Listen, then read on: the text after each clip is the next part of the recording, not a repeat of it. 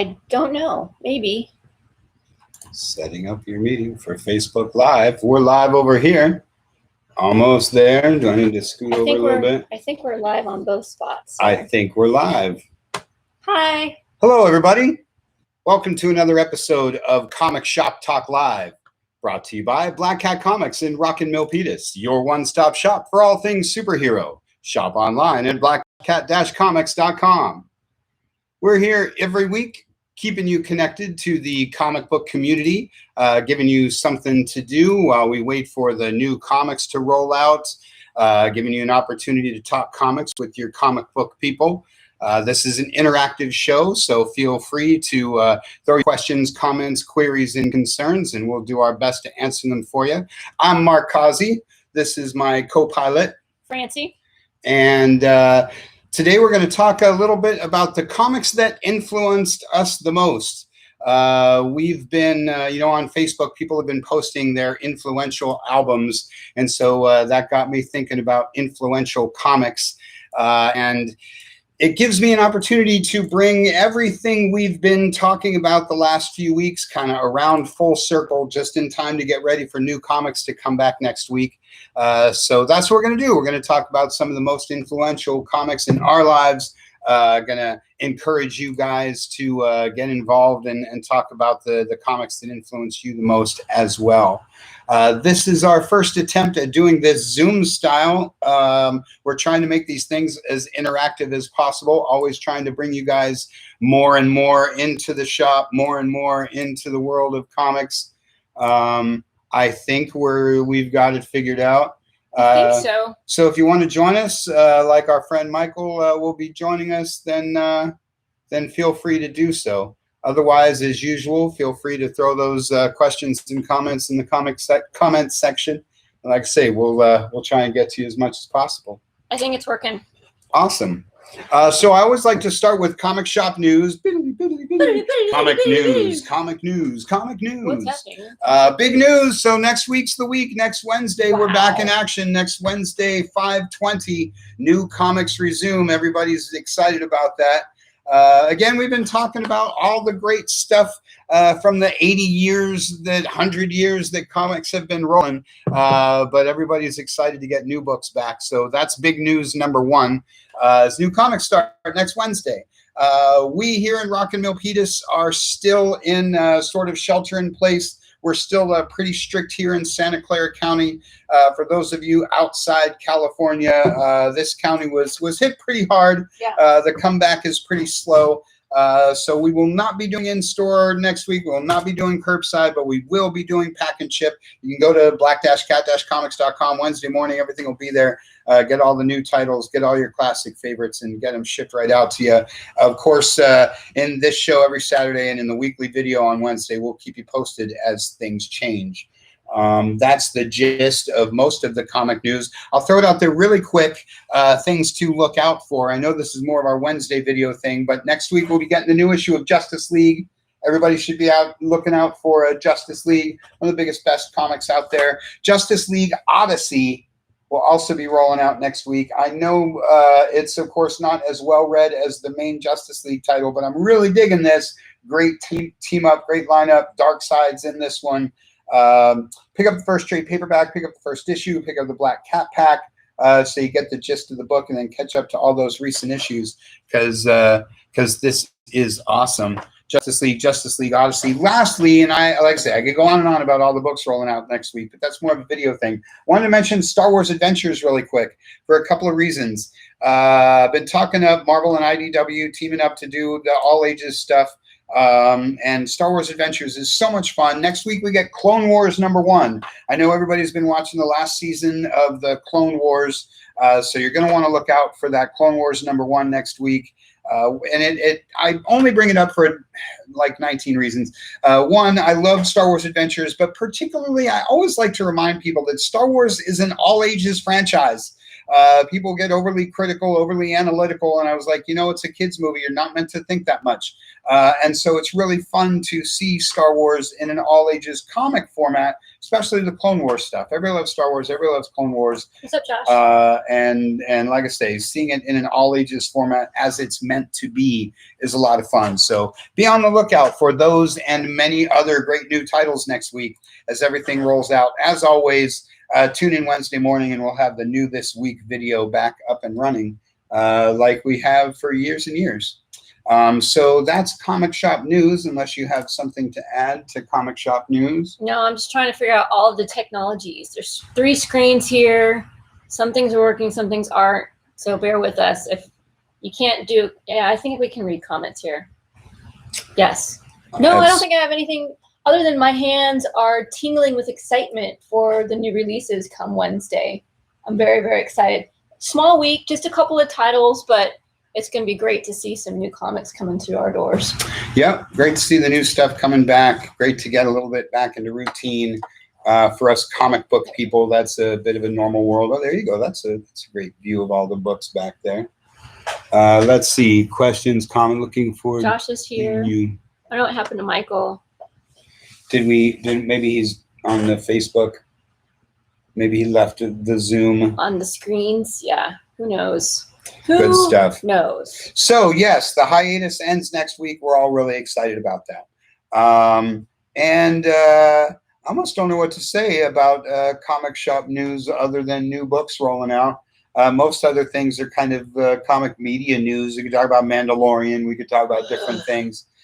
We could talk about Mark Hamill showing up on Dude, What We Do in the Shadows. So good. Man, was that great. So good. But I like to keep it a comic book show. Any idea of what's coming out in comics for a sneak peek? Yeah. Yes. Let's see. All sorts of things. We've got the list right here. Yes, I've got the list. As I mentioned, Justice League, Plunge. Justice League Odyssey are my 2 big ones. Why don't you talk a little bit about all of the Joe Hill, the Joe Hill stuff for my horror fan. So yeah, we've got everything. I have the right glasses. All the green ones are your Plunge, DC books. Plunge is coming out, issue 3. That's the Joe Hill book about some creepy stuff that happens in a. Well, I just have to tell you the story. So basically, this radar signal is picked up from a ship that's been missing for like 40 years or so. And so they send out this wreck crew to try to decipher what's going on.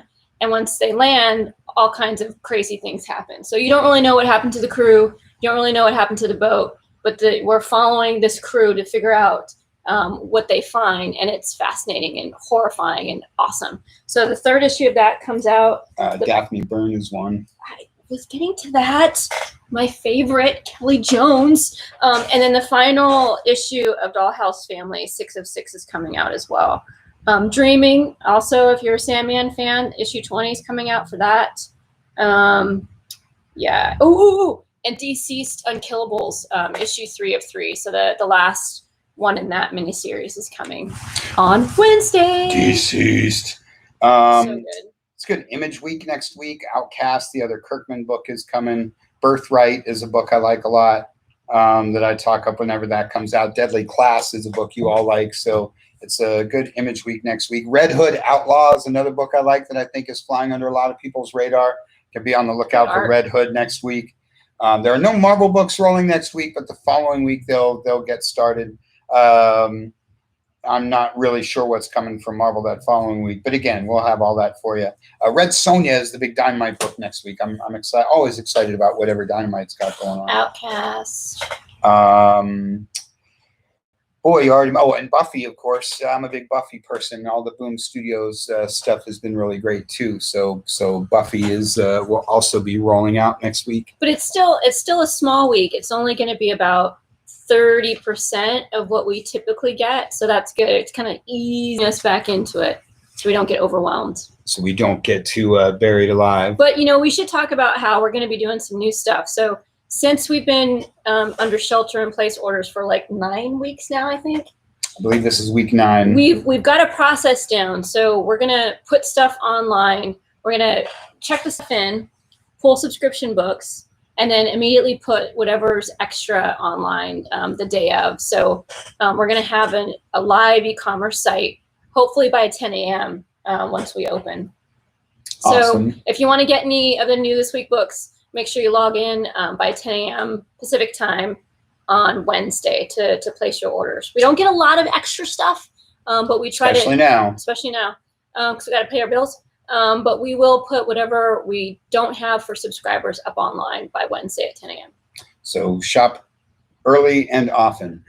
Emo had a question about Swamp Thing. He's talking about, yes, there's been a lot of talk about Swamp Thing moving to CW, getting off the Disney exclusive thing and moving to CW. As far as I know, there's not a new Swamp Thing coming in support of that. But there is Swamp Thing Giant, the 100-page Giant. Swamp Thing's got its own 100-page Giant. I would strongly encourage everybody to pick up that and all the 100-page Giants. I've been talking them up forever because there's new stories, there's classic reprints, and you don't have to know anything about anything. All the issues are totally accessible. It's a lot of fun. And I've only seen the trailer for the show, but it looked really cool, and I've been meaning to get back to that and Doom Patrol both. Dark Comics. So my name is Francie, Francie, short for Francesca. Anything else rolling in on our multiple platforms? I think so. There's so many screens. See, I'm glad you're the smart one. All I have to do is just stand here and run my mouth. You have to actually pay attention and look at things. So yeah, we're all really excited about that. And as I say, today's topic is the comics that influenced you, the comics that changed you, the comics that set you on the path that we all walk today. And there's a world of difference between, hey, that's a comic I really love, and a comic that really changed you. And as I mentioned at the top of the show, one of the reasons I kind of wanted to touch on that today is we've been talking a lot about new people coming into comics for the first time. We've been talking a lot about encouraging folks to check out new stuff, us established old fans, to get out there and try something new during this hiatus. And it occurs to me that all of these influential comics, the comics that changed you, the comics that changed your life, are still out there. That there's another one out there waiting for you. Yes, there's another. There's an issue out there. There's a title that already exists. A title that's going to be coming at you. What I'm getting at is we should be open to that experience still after all these years and after all the books that we've read. Yeah. So at least in my case, as I go through my examples, I'm going to talk a little bit about why it influenced me, of course. But also how that relates into a modern comic sense. So start thinking about some of the comics that influenced you and really changed you as a comic reader and even maybe as a person. So we're going to ask you guys, what are some of your favorites in a little bit. Do you want to start? Do I want to start? Sure. Sure. Ladies first, right? Who you got in a lady? So yes, when I met this character, we started dating. I didn't know that they made comics for adults. And much like most people that walk into a comic store, I didn't realize that there were actually comics made for horror fans specifically. And so one of the many, many weeks I was with him, tagging along. At Dr. Comics and Mr. Dames. Piedmont Avenue in Oakland. In Oakland. Amazing store. Mike is amazing. The store owner's amazing. And I was just, kind of killing time while he's getting his sub books, and I come across this cover. Look at that. I come across this cover, Preacher number 5, Glenn Fabry. And as a true horror fan, I can't pass up a cover like this and not pick it up to read. That would just be, I'd have to turn in my horror license if I was to do that. So I picked it up and read it cover to cover and was absolutely hooked. And I have, so if you don't know the story about Preacher, it's basically this guy who's got the power of the Word of God, and he can do all kinds of crazy things. And his universe is just absolutely crazy, backwards, horrific, a little inbred. There's a little stuff I can't mention for a G-rated show. Interspecial relations. Yes, that's a nice way of putting it. What they do to animals in this series is just awful. Not approved by PETA. So picking up one, and then that kind of opened up the doors and basically opened up the whole world of comics for me. So from there, it grew into Sandman, and then all things DC Vertigo, and then it just kind of snowballed from there. And that was, what was that, 1995, and I've been reading comics ever since. Oh, and another story. So recently, the artist Glenn Fabry was in Silicon Valley. I think it was Silicon Valley Comic-Con last year. And I got to meet him for the first time to say, you know, you're the one that got me hooked. Your cover got me hooked on A, reading comics, and B, now I'm a comic book store owner. And I was really stoked to meet him and share that story with him. And he just kind of stood there and looked at me and listened very politely. And when I was done sharing my story, he's like, I'm sorry. I said, no, it's all good. It's all good. I love it. I've got a wonderful life. But it was pretty funny to get his reaction from that. Yeah, just looking at that cover makes you think that you're probably not the first person he's apologized to. What's up, Gina? And I imagine a couple of those apologies, he may have even meant it. He may have. Okay, that's mine. Go for it. Okay, when I do things like this, I like to be chronological. I like to start at the very beginning, or at least go back as far as I can. I've hoarded very well in my life, and so I still have some of my original comics. And so I wanted to bring along this one. And I think it's important that you take a good look at that cover. This is called The Destroyer, number 13. Look at that skull. Look how cool that cover is. The reason the cover is more important than the title or the issue number was I was only 4 years old when this book found its way into my lap, maybe even 3. And so it would be quite some time before I knew what those big letters meant. Sesame Street hadn't come around to me yet. So anyway, this was my brother's comic, and that cover was just so awesome that I had to open it up. And as a kid, I thought these were sort of like golden books or story books for older kids. And so I just picked it up and started looking at the pictures and just absolutely loved it. And as time went on, my brother saw how much I liked this comic. And so he would read it to me over and over again. He read it to me so many times that I knew what all the word balloons meant. And so this comic taught me how to read. So there are very few things in my life that are as influential as Called the Destroyer number 13. I said I'd give you good examples of why this matters. The cover of a comic matters. No matter who you are, whether you're 3 years old or 300 years old, no matter how many comics you've read, the cover matters. Yeah. And when you said, just like your favorite cover, and when you see something, I didn't care that I hadn't read the previous issues. I didn't care about anything. I needed to know what was going to happen to that giant floating skull right there. And then you open it up, and the art inside is amazing and all that kind of stuff. So, like I say, for me, it all begins with good old Called the Destroyer number 13. I'm going to skip and take second spot too really quick, just because for me, this is Cull's twin. This is Doc Savage, Man of Bronze number 8. This was the other comic book that my brother had, the other comic book that I stole from him at the age of 3.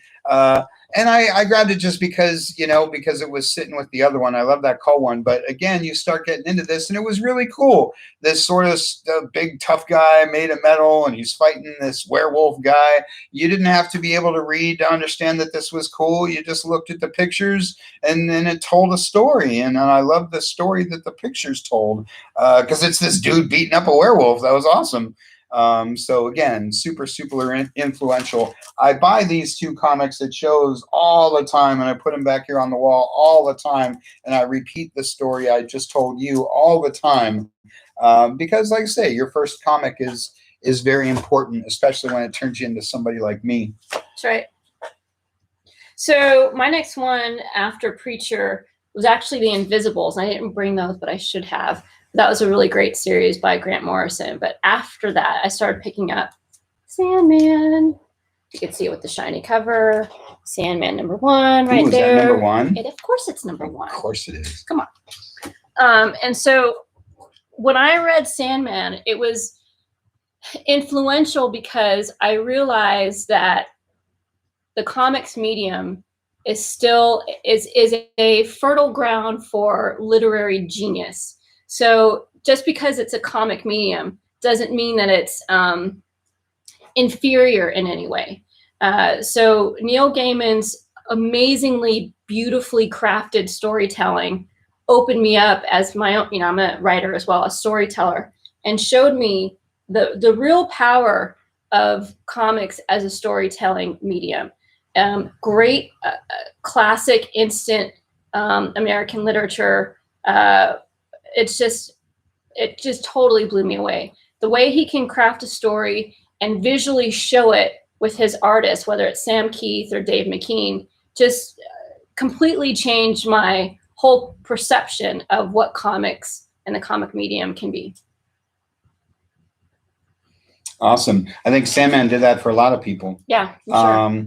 And to piggyback on that, again, whether it's your first comic or I'll back up. Something like that wouldn't be your first comic, but your 10 millionth comic can still be that book. Yeah, yeah. There are tons of books. I probably have one in here. Where, like I say, that experience where you've been reading comics, you think you know everything there is to know, you think you've seen it all, and that you like what you like, and then something comes along and just totally obliterates your viewpoint of that. One like that for me that I don't have here is Stray Bullets #1. Same kind of thing. It's like 91, 92. And here's that book is sick. That book is just demented. And it's in a good way. Well, but to that point, that's kind of my whole point, is that the only reason I bought it is because it said David Lapham on it. It said Stray Bullets #1. Okay, great. I pick it up. It's a black and white book with no superheroes. Two things I do not read are black and white books and books with no superheroes.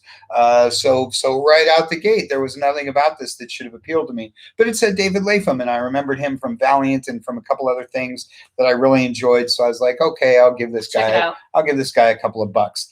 I read it. Like you say, it was dark. It was twisted. It was all these things that, again, I don't really read in comics. Like a true crime noir. It was, but almost kidnapping. There's just this thin layer of like horror, sci-fi. It's a brilliant book. But like I say, theoretically, it has nothing that should have appealed to me. But when I got to the end of the book, I couldn't put it down, and I now have every issue of it. No, that was not Werewolf by Night Dark Comics. It was just random werewolf guy. Doc Savage takes place, I think, in the 1930s. It's not like a Marvel Universe kind of thing. It's just he's a pulp hero that they did the comic for. Yes. Just giving everybody out there a little reminder, hey, throw it out there. Your first comic, your most influential comic, that comic that changed the way you read. Post it. My next guy is my coverless issue of Captain America #202. Yes. Aww. This is my coverless issue of Captain America #202. Well, that's the interesting part. I'm not entirely sure I didn't buy this book coverless. And that's part of the story, though. Back in the day, certainly in the 1950s, 1960s, and still into the 70s when I was a kid, comic book salespeople would cheat. You could tear the covers off of your comic and send back the covers to get your credit back, get your money back. So what they would do, they would send back the covers and then sell the comics half price. And so basically you covered both bases. You got your money back, and you also didn't lose anything. So of course, cheap guys like my dad, God bless him, would buy their kids the coverless one. He's 5. He doesn't know. He doesn't care. So rather than a quarter, he could pay a dime and get me this one. Okay, so that's part of the history. Like I say, I like to tell people the story about coverless books. When I was a kid, you'd see coverless books all the time, and you'd buy them because they were cheap. I also want to show you this one because it's such a great example of what Jack Kirby does that no other artist ever does. Michael will know what I'm talking about. What am I talking about? Look at the action in that shot. Look at how Cap is just mowing those guys down. That guy in the back cannot stop Captain America. That guy underneath him's getting crunched. That guy in front of him's getting shoved out of the way. There is just so much motion. That panel is in motion. That is the brilliance of Jack Kirby. And that's not a key. That's not an all-time famous page. That's just what Jack did every Thursday, was gave you awesome comic book magic like that. And when you're a little kid like me, that just, you don't know that that's, you know, dynamic art. You just absorb it and keep going. And a big part of why I love comics is because artists like Jack Kirby made it feel like a cartoon. It was not a cartoon, but it sure felt like one, because it felt like you were watching Cap take those guys down. And I don't know, it just charged you with an excitement that you wanted to get out of all the books you read. And if you go through this page after page after page, whatever page you want to pick at random, that's how it is. Just action-packed and wacky monsters and the whole bit. Jack Kirby is the king for a reason. He's the greatest of all for a reason. And my little coverless copy of Cap 202 tells you a lot of things that are great about comics. I keep it in a bag, even though it's coverless. So I think the comics that changed or influenced you also has a lot to do with where you're at in your life. It's a little delayed. Mm-hmm. I'm just reading this comic. Go ahead. And so this next one for me, I read on our honeymoon. Oh, looky there. So Grant Morrison's Arkham Asylum is still one of my top 5 favorite Batman stories of all time. The reason why I like it is because it's the first time I really appreciated the art matching the emotion of the book. So the Joker, as we know, is crazy. He's the king of chaos, right? And so when you look at, you know, Dave McKean's depiction, that's a really scary, frenetic drawing of the Joker. And so the art really matches the story. And the story, if you don't know about Arkham Asylum, this is the original. It's not tied to the video game or anything. This is a story where it's just Batman and Joker. And it's where you finally realize, and Batman finally realizes, that he is codependent on the Joker and vice versa, that there really can't be one without the other. And it's a very well written psychological kind of thriller. Not a ton of action, not a ton of, you know, hitting and punching, but just the dialogue and the story behind it is just so incredibly powerful. So this remains one of my top 5 of all time. Again, I'll piggyback on yours with that a little bit. That was one of my first experiences with, like a little, like I said about Stray Bullets, as far as story and theme type, that kind of thing. That frankly was a little like that with the art. I grew up with John Byrne and Jim Aparo and George Perez and this sort of hyper-realism art. And so when you give me the guys like Dave McKean and the Bill Sienkiewicz's of the world, back in my day, I'd be like, that's too crazy. It's too out there. I can't look at stuff like that. I don't know what I'm looking at. But then I read Arkham Asylum and I got it. Like you say, the art matches the psychology of the story. Yeah. And even though it's not hyper realistic, like the kind of stuff I like to read, it's so perfectly melded with the story that it won you over. And I learned then, one of my many early experiences with being won over by an artist that I wouldn't necessarily be drawn to. And, you know, Daniel mentions Batman, A True Dark Knight story, which just came out a couple years ago, and you've heard us talk about it already. It is one of the most poignant, brutal, honest books I've ever read in any medium.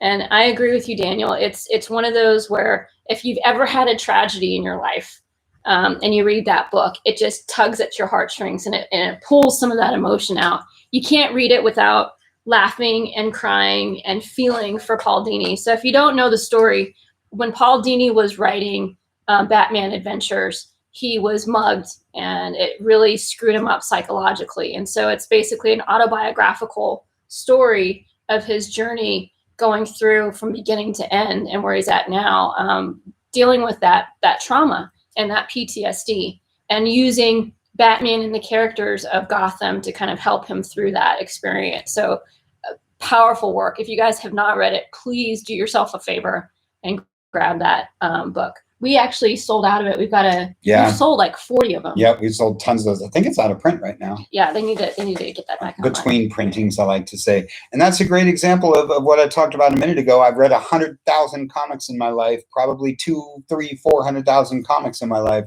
I read Batman, True Batman Story, and it changed the way I looked at comics. I'd read 100 million comics. I'd never read a graphic novel like that. And that was really great. Yeah, Emo was talking about Daredevil and Spider-Man comics. He would pick up at 7-Eleven, and whenever they'd cross over, he'd buy them. And yeah, the heavy metal comics, I mean, especially Emo as an artist, that just must have blown your mind when you saw some of the incredible art that came out of that. Yeah, all good stuff. Arkham Asylum book changed comics and how comics could be. Did Michael say something about Kirby? Can you go up? He said he was the king. Oh, well, there you go. Can't argue with that. Yes, I can piggyback on just about anything in comics. I bought a few comics from 7-Eleven in my day as well, and Spin racks. I do truly miss the glory of the spin rack. I could have a whole show about the mentality, the psychology of the spin racks of comics, but that's not why we're here today. Good stuff. Okay, so those others that I had were some of my first well, these are all sort of some of my first comics, but those early influences. Got to talk about this one, Fantastic Four 181. There it is, and there it is. I love me the Fantastic Four. There's so much that makes this influential and fun. Mostly it's all just right there on the cover. Getting back to it, one of the ways comics has always worked was that you would see a cover and you wanted to know what happened in that story. At this time, this is 1977, the Fantastic Four cartoon was out, and I loved the Thing in that cartoon. The Human Torch was not in the cartoon because they were afraid that kids would light themselves on fire. I'm very serious. Yeah. So anywho, I remember this comic coming out. I remember like yesterday, speaking of spin racks, seeing this book on the spin rack, and that magical experience happens where you didn't realize that thing you loved on TV was also a comic book. And I was like, oh, that's that guy from that cartoon. And I bought me a Fantastic Four comic book. And I loved it. The comic was everything that you saw in the cartoon, and that made it awesome. And this was sort of my first experience. I'm reading now, and I'm getting the story. And this is what makes Marvel Comics. There's very little in here about villains it's mostly about Reed and Sue not having powers and wondering what they're going to do with their lives. It's a story. And it's a story about people and characters, and you sort of forget that they're supposed to be punching bad guys.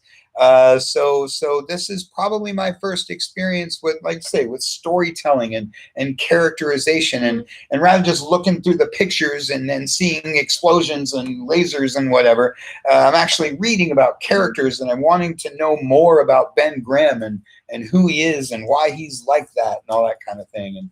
And that's just a cool darn cover. And for the record, it's an excellent era of Fantastic Four, like most eras of FFR. Lots of FF to talk about as it goes. So I've got some small press stuff, so I'm wondering if Emo remembers this guy. So Richard Sala's Evil Eye, I don't know if you can see that with the glare. There we go. He did a couple different series. This was just a trippy, awesome book that I read. Got it in Berkeley, and it's kind of Tim Burton-esque horror, creepy, weird characters, creepy, weird art. And it just fit, I guess, where I was at the time. I was in college.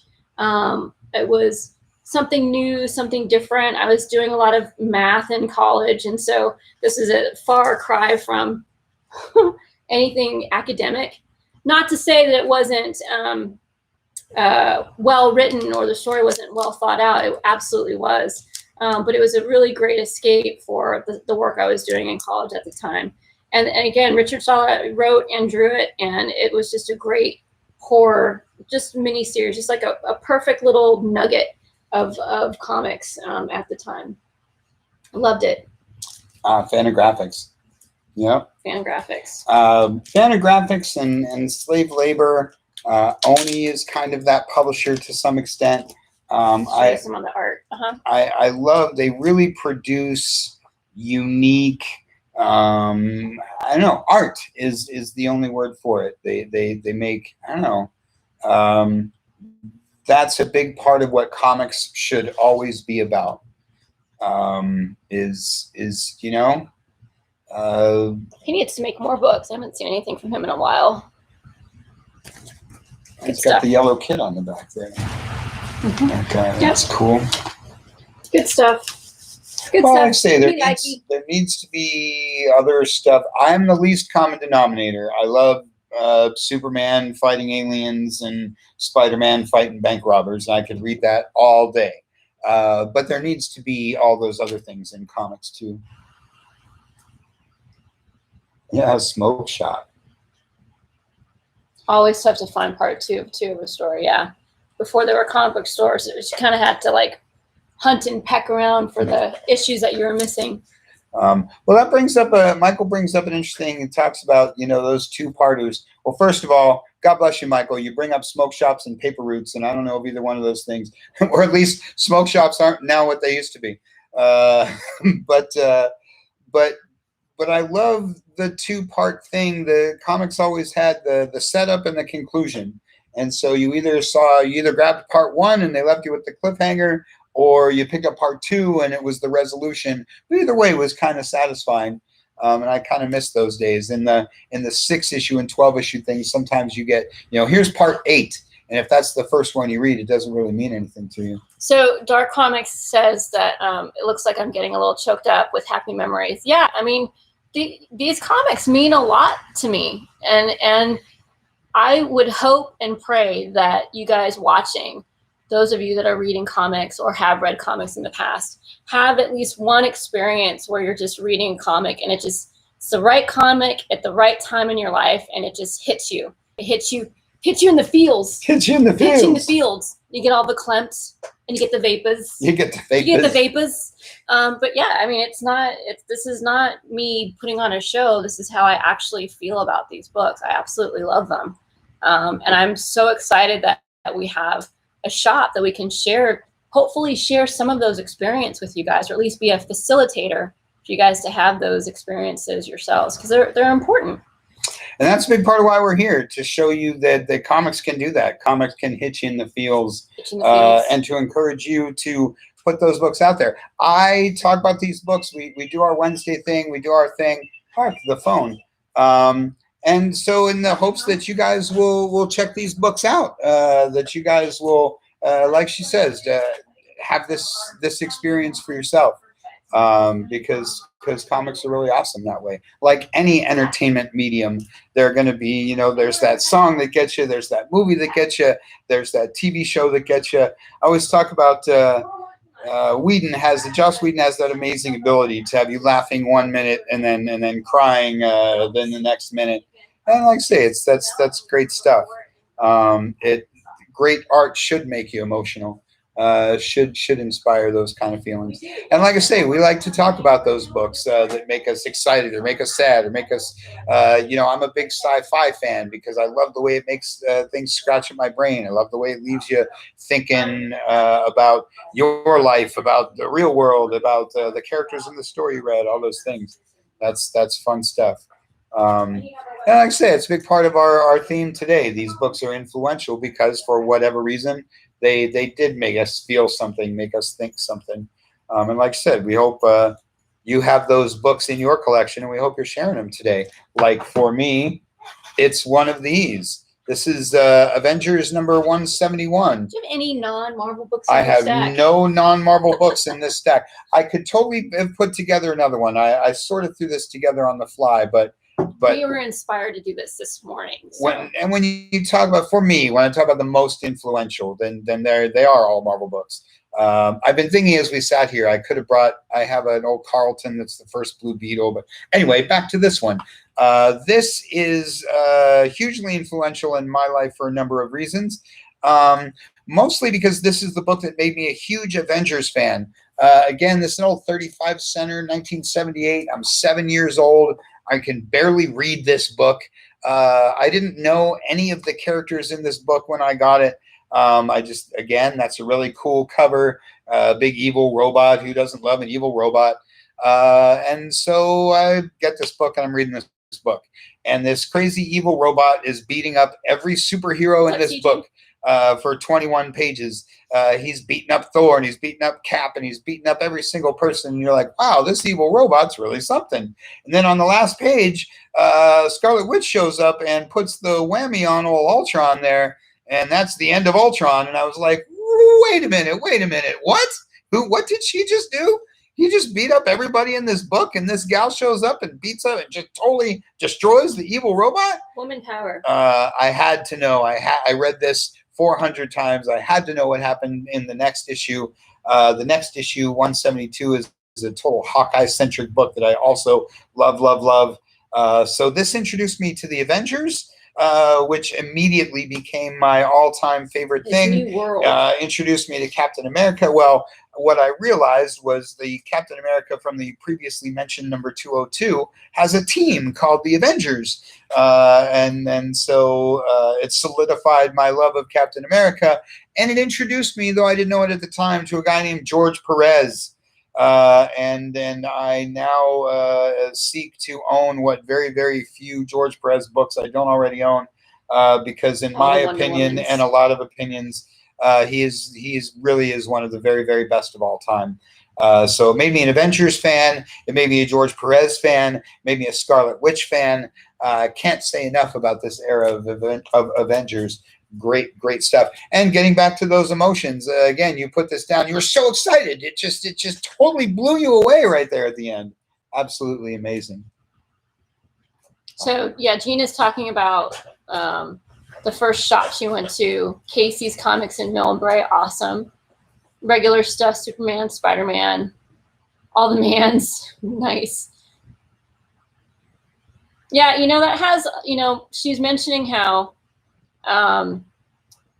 the store owner was cool, and that makes a huge difference as to whether or not you stay in comics. If you've got one shop that you can go to, but the owner or workers there are kind of dicks, like, you might not keep reading if you can't find another shop in your area. So to be honest, Mike at Dr. Comics and Mr. Games was super influential to, I'll speak for myself, to me, because he was so kind, so accessible. He never put on airs. Like, there's some stores you go into and they're like, ew, you read that? Gross. Like, you don't know what you're reading. You're just a superhero fan or something like that.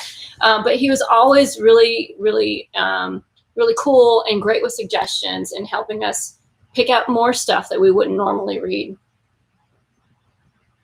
Your first comic shop experience is hugely important. That's really true. I talk a lot about my first experience at Comics Castle in Fullerton.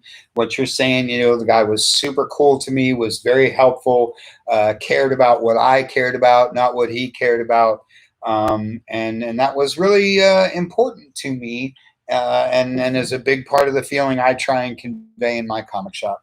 Like you say about Dr. Comics, like my man Joe Ferreira down at Atlantis Fantasy World. Shout out to Joe. And especially, obviously I'm a regular dude. I'm a standard comic book fan. You are? And so I'm the guy you see in every comic book store. But to a female reader, especially years ago when it was much more rare, and even today it's still a thing. It's important that comic shops be accessible and fun and all those things to all people.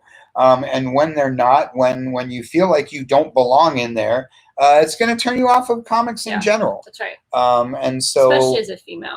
Again, we really put a lot of effort into our customer service, into being knowledgeable, and into being fun and friendly and all those things, because your first comic shop experience is just as important as your first comic. because, you know, the comic brings you in, but the comic shop needs to keep you here. Yeah, and Emo's mentioning that the 80s black and white TMNT, Teenage Mutant Ninja Turtles, with their swearing, got him into indie comics. So yeah, there's always something that we can sit back and think about. Like, wow, that book was really important for me. If it hadn't read that book, I might have stopped reading comics. That Sure. book might have, you know, gotten me into it, and this book keeps me reading comics. It's funny you say that. That's my segue to my next book. But I want to interject really quickly that I like to think that something in comics comes along about every 10 years to do that. What I'm talking about, because I'm old and all my books are Marvel and all my stuff is superhero, and I talk about covers and I talk about artists and I talk about all these things, and all of that's true. But as I said earlier, there needs to be something for people that aren't me. When you come into a comic shop, you need to see something that isn't written for an old white guy. You need to see something maybe written for a female, something that's for a horror fan, something that's for, like I say, it's something that's for everybody. You need to see a black and white comic. You need to see different art styles. You need to see different representation is a word that gets thrown around. But you need that. You need representation in every kind of way, shape, and form. And comics is awesome enough to do that, but it needs that. We needed the black and whites and the indie comics in the 80s. We needed the image explosion of the 90s to show people that and the current image explosion, to show you that there's other stuff in comics besides superheroes. You need those things to come along and do those things. So, quick side note, you mentioned representation. Like, to me, I don't need to see me in comics. When you say representation, for me, it's about, I want to pick up a book and a storyline that I want to follow.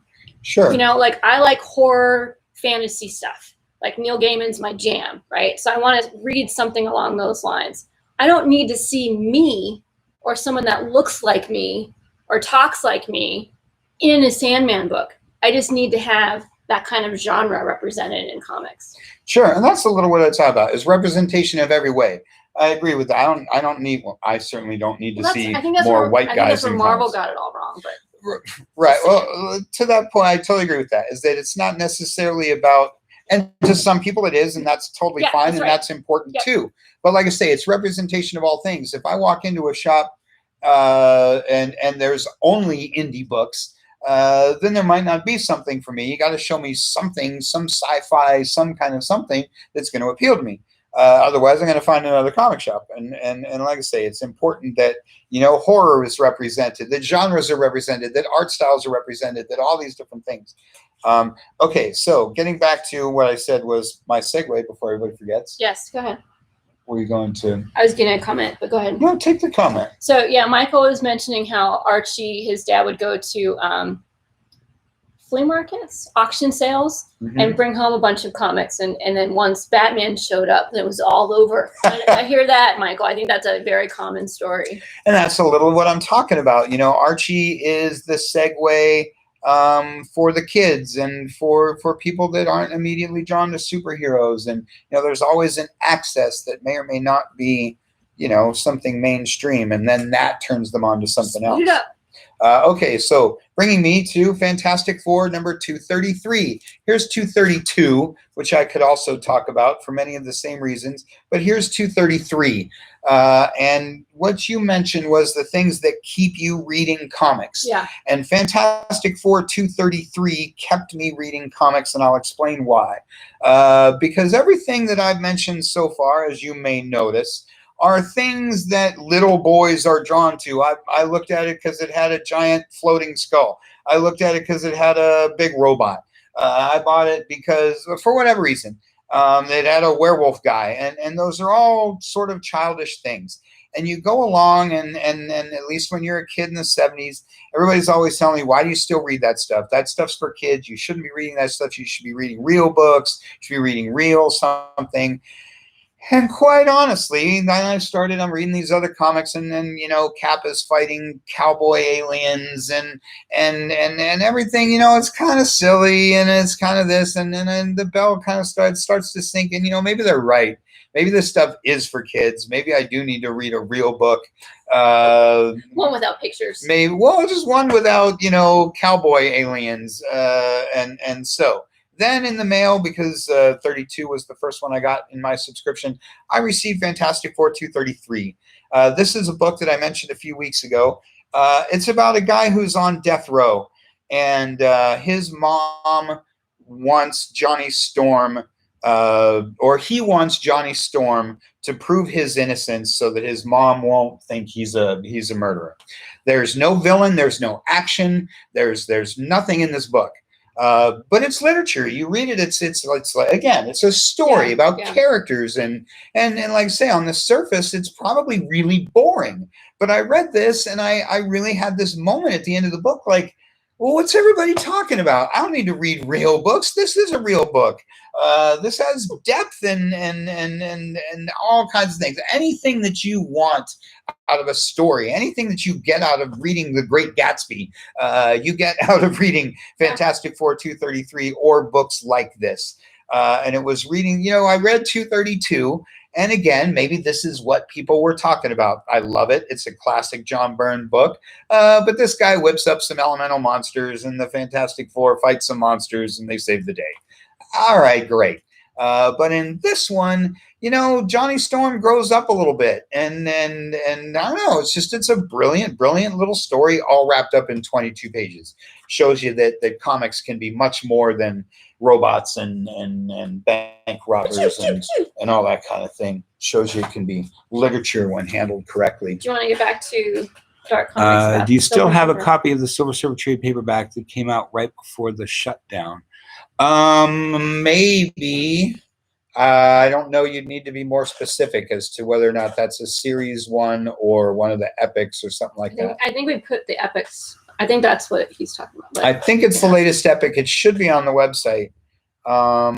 If not, we can certainly put one up for you. And yeah, Emo mentioned that buying comics is like buying music. That's right.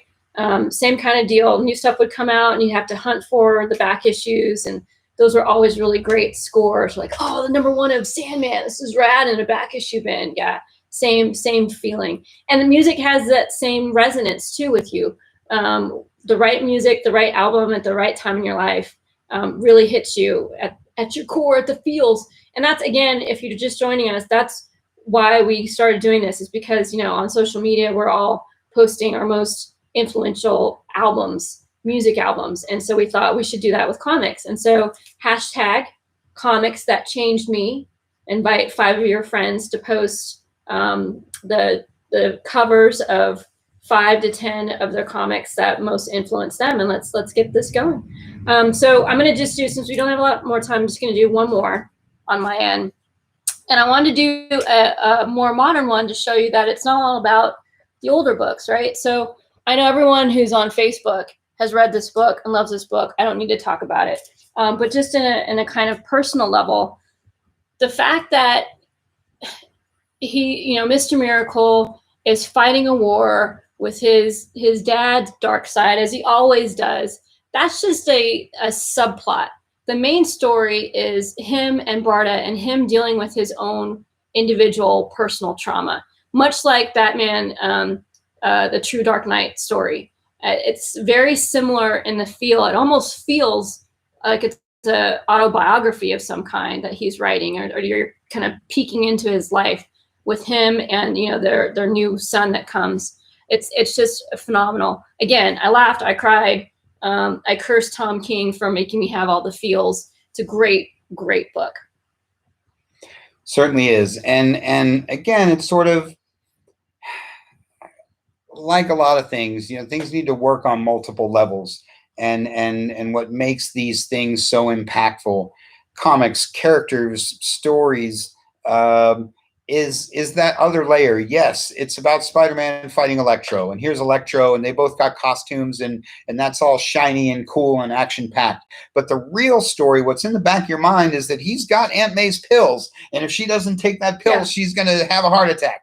And so the longer this fight goes on, you will really become much more concerned about Aunt May's heart attack than about whether Electro goes back to jail. Well, that was the genius of Stan Lee, right? It wasn't about Spider-Man. It was about Peter Parker. Yep. And then, like I say, that sort of thing sort of ripples out into good comics in general. Last one, make it the best. Okay, pick it. last one, super fast. This is Cap 253 and 254.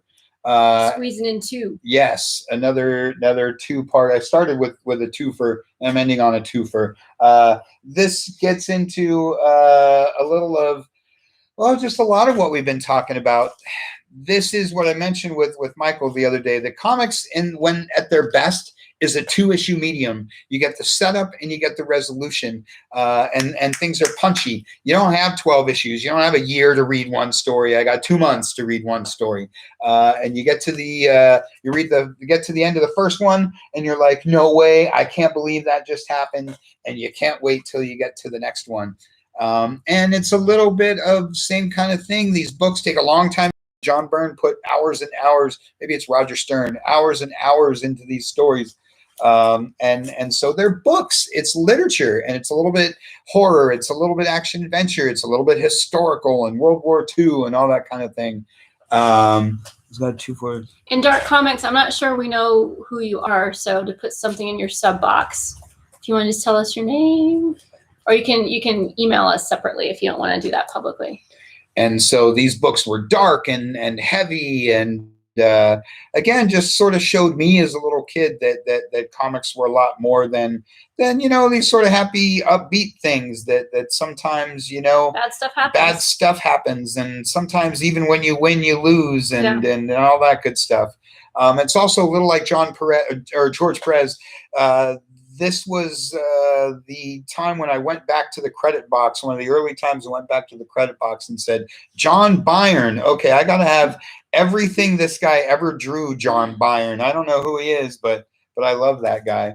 And so influential to me because, again, like George Perez, I then set out to find every John Byrne comic that I could, and I have just about all of them at this point. Boy, this hour has just blown by. I can't believe it's already time to go. Yeah, for sure. But that's fun. Like I say, wanted to go over those because it gives us a lot to talk about as far as the things we've been talking about. You can discover these all-time greats every week with something old like a book off the back wall, something new that's rolling out next week. If you branch out just a little bit, if you're willing to pick up something just because it has a cool cover, just because it has a character that looks interesting, your next life-changing comic is out there somewhere, but you got to find it. It won't find you. And so, like I say, hope we gave you some things to think about. Yes, hashtag comics that changed you. Yes, changed me. Changed me. So post a picture for, let's say, 10 days of 10 of your the comics that changed you, and then tag your friends, and let's get this going. Let's do it. Comics have the same amount of impact as music, I think. Big time. I was going to mention when you talk about records, I used to buy albums the same way. As a punk rock fan, you didn't know any of the bands in the punk rock section, especially in the new records section. Here's all the new punk records for this week. You had never heard of any of those bands. You had never heard or seen any of those bands. So I would find one with a cool album cover, and I would buy that record. Hey, this guy has somebody getting beat up with combat boots. I'm buying that record. Then you go home, and it feels like it beat you up with combat boots, and you were glad you bought that record.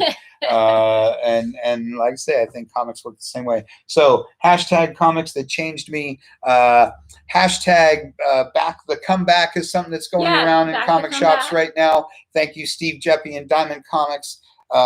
Same kind of thing. Share this video. Hashtag back the comeback. Encourage your friends to support their local comic store. Hashtag Black Cat Comics 176. So many hashtags. Hashtag Rockin' Milpitas. Hashtags. We love you guys. Hashtag you guys are awesome. That's great stuff. So just a couple minutes to wind down. Questions, comments, queries, concerns, anything, this sort of wraps up. We want to thank everybody that has been watching the last few weeks. Thank you. We've enjoyed doing these. Yes. If you want us to keep doing this as comics come back, let us know. To be honest, we'll probably keep doing it whether you want us to or not, because we're having a good time. We hope it's been useful. We hope it's been fun. We hope that you've made use of this quarantine time to catch up on your old books, read some classics, organize your stuff, do all that fun stuff. And we look forward to seeing you guys at least theoretically next week when we're shipping out the books. I want to thank everybody that has been ordering through black-cat-comics.com. Thank you for supporting us during this time. We really appreciate it. Again, we hope you've been enjoying your stuff, hoping that's been bringing you a little ray of sunshine through all this. Looking forward to new books coming next week. Go to black-cat-comics.com next Wednesday. Update your sub list. Pick up all the new books. Yes, subs, get your new lists in there.